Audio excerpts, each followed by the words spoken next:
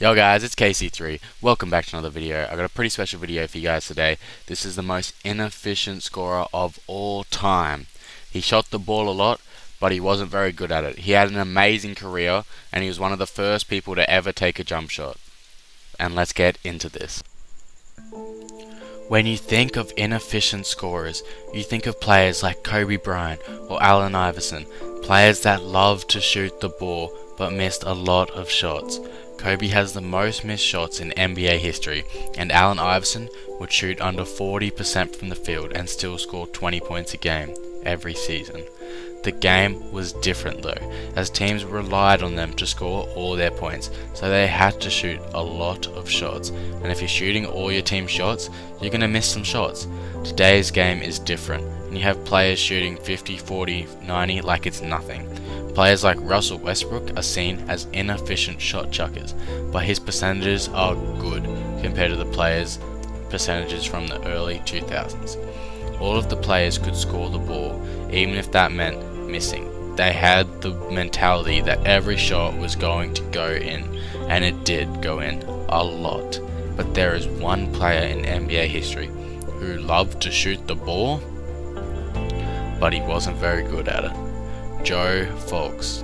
That's a name probably none of you have heard. He was the creator of the jump shot. He was a pioneer for it in the late 40s and early 50s, and he showed the world that there was lots of ways to score the ball, and without him, players like Steph Curry and KD might not be here. But when he played his style of play, it didn't really work. Joe Fulks put up numbers though. He had multiple seasons scoring over 20 points per game, which back then was like averaging 40. He was the only player to do it, and at one point had the most points scored in the NBA, which has obviously since been broken. But to score 20 points per game, he had to shoot 30 shots. He shot an abysmal 30% from the field in his career, and in his worst season, he shot 25.9% from the field on 29.3 field goal attempts. This man was not afraid to shoot the ball. He had games where he would shoot 2 from 21, and in the playoffs of that season, he shot at least 36 shots for the first 4 games. In those games, he had a game where he shot 8 of 46. He missed 38 shots in this game. He was not afraid of the moment, and he wanted the ball in his hands at all times. In Joe Fulks' career best game, where he broke the single game record for points with 63 points on 57 shots, with an insanely efficient game for him. He shot 48.2% from the field, and he had 0 assists in this game as well. Although Fulks was very inefficient, his scoring did a lot for the league at the time, and he was voted into the Hall of Fame. Fulks did so much for the game of basketball, and according to hoops historian John Kriskow, he considers Fulks part of an exclusive club of 8 men who lifted the game off the hardwood, which he chronicles in his book, The Origins of the Jump Shot. In his estimation, the salient point isn't who exactly shot, what, when, but rather the story of the origins of creativity itself. Joe Fulks may have had the most interesting basketball career and life. He grew up on a farm outside of Birmingham. He grew up as an extremely poor child, which was normal for families living on farms. Joe's school only had 2 basketballs. Practicing at home meant pretending to dribble a sock stuffed with rags, toilet paper or sawdust. Joe found any way he could to play the game he loved. The Fulks moved into the town of Birmingham, and Joe's reputation started to grow. In high school, his magic shot, where he would spin, jump and fire with either hand, earned him a spot on the all-state team. The Fulks family would move again though, which was extremely fortunate, as the Tennessee Valley Authority would finish building the Kentucky Dam and a disaster occurred. The entire Birmingham would be submerged and would cease to exist. He attended Murray State, where he averaged 13 points over his college basketball career and received All-American honors in 1943. After his second season, Fulks was drafted into the Marine Corps and saw action in the South Pacific during World War II.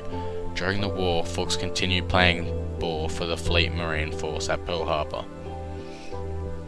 Eddie Gottlieb A coach and general manager in the brand new Basketball Station of America got wind of the skinny 6'5" shooter with the deft touch.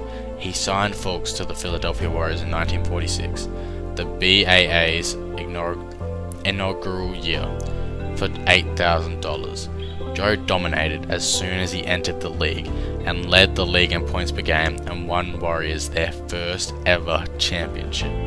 Fulks was a sensation in the BAA, enabling the fledgling league to find its bearings. For his first scoring title, the Warriors rewarded Fulks with a Buick, which he drove back to Cuddalore for a summer spent on a houseboat. He returned the next season to again lead all scorers with 22.1 points per game. He also took the Warriors back to the finals, where they lost to the Baltimore Bullets 4-2. In 1948-49, the BAA's last season before merging with the rival National Basketball League to form the NBA. The struggling Warriors finished with a 28-32 record, but Fulks kept filling it up at 26 points per game, second only to George Mikan's 28.3. It was no secret, like his old man though, Joe Fulks was a heavy drinker. In the origins of the jump shot, Chris Gow says, Fulks told Philadelphia sports writers that liquor had always been in his life. Drinking derailed his career at a young age, and by the end of his career he wouldn't even train. He would just make appearances at games and shoot a couple shots off the bench, but he had a huge effect on how the game was played. After basketball, his drinking continued to derail him, as he went from job to job, getting fired from most of them, until he finally sobered up and was able to come back to basketball as a scout for the Warriors. After this, Fulks had one last moment in the basketball sun in 1971, when he was selected to the NBA's Silver Anniversary team along with Bill Russell, Bob Cousy and George Mikan. The honour, however, would be his undoing. He started drinking with his old friends and teammates at the San Diego celebration and never stopped. In 1976, Fulks went to visit his girlfriend Roberta Bannister at her home in Beckett's trailer court.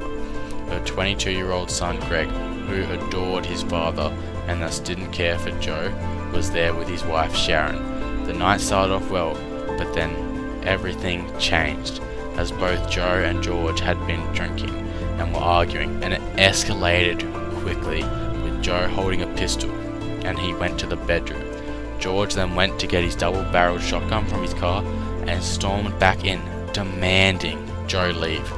When Joe said no, he shot. Joe Fulks, the creator of the jump shot, was dead. Joe had an amazing life, and he was a pioneer for the way the game is today, and even though he was an inefficient scorer, without him, the game wouldn't be the way it is today.